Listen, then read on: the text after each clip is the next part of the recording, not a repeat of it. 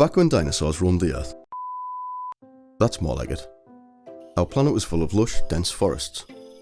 When the prehistoric organisms died, they sedimented deep into the Earth's crust, creating the fossil fuels which power the modern world. Well, sort of, but you get the idea. As humans evolved, so did our quest for living and maintaining our lifestyle.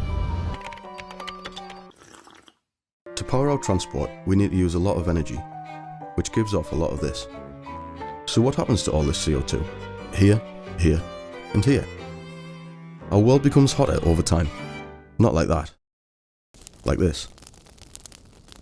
But what if we can carry on living as we are, and save the planet at the same time? Sustainable fuel is not a utopian dream. It's happening right now. CPI is taking waste gases pumped out by industry, renewable electricity, and a dash of catalytic chemistry know-how to create natural chemical factories using teeny tiny bugs, in a process called gas-fermentation. This process creates carbon-rich chemicals used to make aviation fuel. So we can continue to do this, which means you can keep doing that, without destroying this. CPI. Let's innovate together to make the world a better place.